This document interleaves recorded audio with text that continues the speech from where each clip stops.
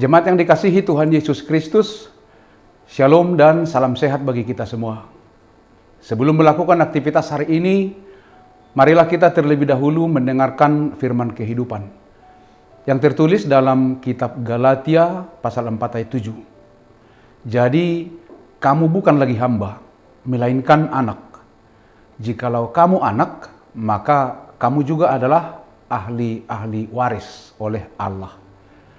Tema firman kehidupan kita, orang Kristen hidup sebagai anak, bukan sebagai hamba. Jemaat yang dikasihi oleh Tuhan, kita orang-orang percaya atau kita orang-orang Kristen telah memiliki predikat baru di dalam Kristus, yaitu anak-anak Allah. Jadi sangat jelas, predikat sebagai anak Allah kita miliki karena iman percaya kita kepada Yesus Kristus dan menerima baptisan dalam nama Yesus. Kemudian anak-anak Allah hidup dengan meneladani Yesus. Kehidupan orang-orang percaya menjadi anak-anak Allah mengalami transformasi hidup. Dari hidup yang lama kepada hidup yang baru. 3 aspek dari dimensi hidup baru itu adalah pertama, kesatuan. Tidak ada lagi pembeda-bedaan.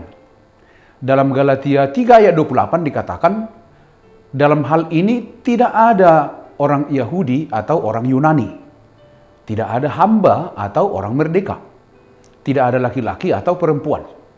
Karena kamu semua adalah satu di dalam Kristus Yesus. Kedua, percaya kepada Yesus. Percaya kepada Yesus membuat kita naik tingkat, yaitu menjadi anak. Bukan lagi sebagai hamba. Hamba menerima haknya karena dia bekerja. Tetapi anak menerima haknya karena statusnya sebagai anak. Sebagai anak, orang-orang percaya adalah ahli waris kerajaan Allah. Namun untuk memiliki hak sebagai ahli waris, harus melalui proses pendewasaan.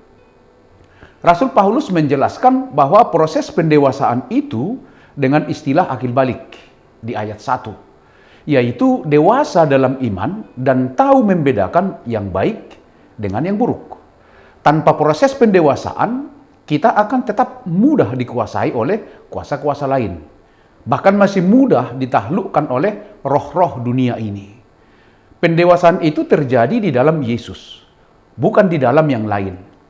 Hanya di dalam Yesus kita mendapat jaminan ahli waris kerajaan Allah.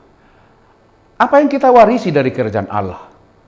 Sebagai anak, orang-orang percaya memiliki keselamatan. Orang percaya itu terikat pada janji keselamatan di dalam Yesus Kristus.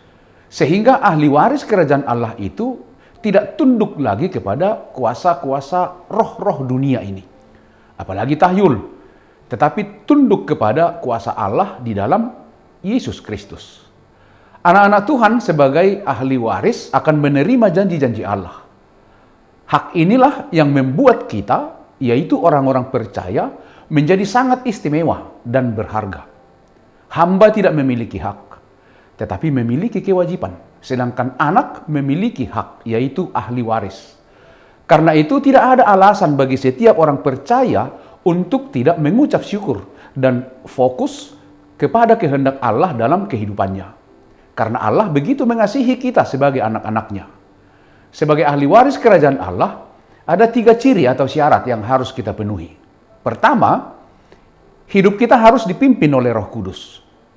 Pada ayat 6 dikatakan, dan karena kamu adalah anak, maka Allah telah menyuruh roh anaknya ke dalam hati kita yang berseru, ya Abba, ya Bapa.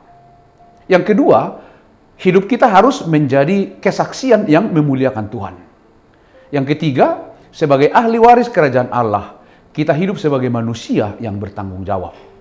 Dalam kehidupan kita di dunia ini, kita memiliki orang tua dan kita adalah anak. Sebagai anak kita memperoleh kasih sayang, doa, dan bagian dari harta yang dimiliki orang tua kita. Sebagai anak, kita mendapat kasih yang begitu besar dari orang tua kita. Lebih dari itu yang Allah berikan kepada kita. Setelah kita menjadi anaknya, dan Allah memberikan kita hak menjadi ahli waris kerajaannya. Karena itu, Datanglah kepada Allah dengan sikap seorang anak yang patuh dan hormat kepada orang tuanya. Yakinkan dirimu menghadap Allah sebagai anak yang dikasihinya, dan hiduplah taat kepadanya sebagai anak. Saya yakin saudara dan saya akan selalu mendapat belas kasih dari Bapa kita, Allah Bapa di dalam Tuhan Yesus Kristus, Juru Selamat kita, dan di dalam Roh Kudus, sumber pertolongan kita. Demikianlah firman kehidupan kita hari ini. Selamat beraktivitas dan tetaplah semangat. Tuhan Yesus Kristus memberkati kita semua. Amin. Mari kita berdoa. Terima kasih Tuhan untuk firman kehidupan hari ini. Biarlah kiranya kami dikuatkan dan tersemangati untuk melanjutkan kehidupan kami sepanjang hari ini. Karena kami percaya pertolongan Tuhan di dalam Kristus Yesus, Tuhan dan Juru Selamat kami yang hidup. Amin. Anugerah dari Tuhan Yesus Kristus, kasih setia Allah Bapa, dan persekutuan dengan Roh Kudus menyertai kamu sekalian. Amin.